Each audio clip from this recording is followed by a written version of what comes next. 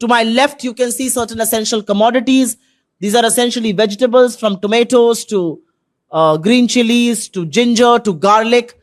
And the reality is that this is a good gifting option, because something as small as this costs you over 1,070 rupees today. But does the government care? Does the man who has brought the onslaught of high prices upon us care? Is the government taking any step to reverse the situation? Is the government doing anything possible within its rights to bring you some relief? I think the answer to all of that is a big no. The reality is that unemployment in this country is at a 2-year peak. Has the government responded to it? They continue to look away.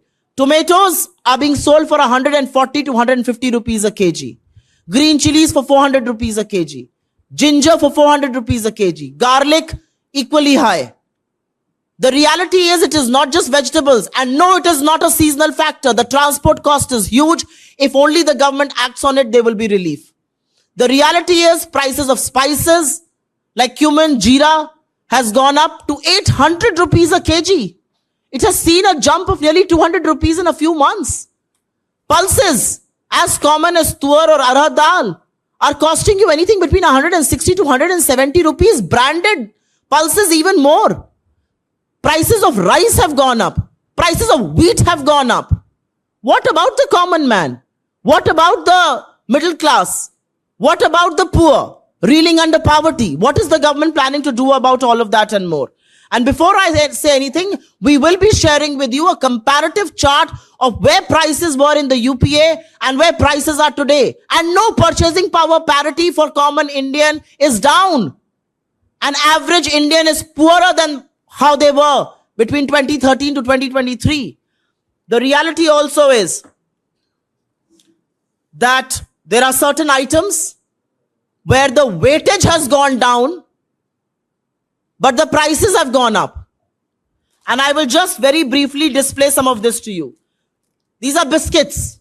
It's a Parle-G biscuit, the most common biscuit anywhere in the country. And having been in the world of finance and economy, I can also tell you this is a big barometer of how economic progress is. And if you remember, the consumption of Parle-G had gone down. This Parle-G biscuit used to cost you 5 rupees a packet, but that packet weighed 80 grams.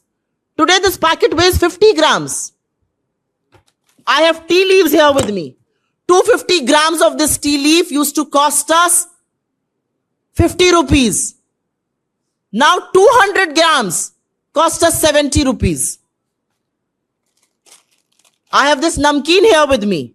In 10 rupees, one could buy a packet that weighed 65 grams. It now weighs 32 grams. I've got mutter here with me. A 10 rupee packet would get you 65 grams of mutter. Today it gets you 42 grams of mutter. I've got peanuts here with me.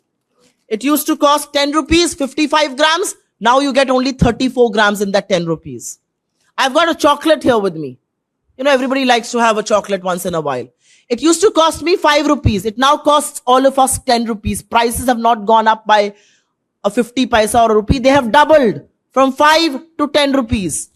I've got coffee here with me. It used to be a 7-gram sachet that used to cost us 10 rupees.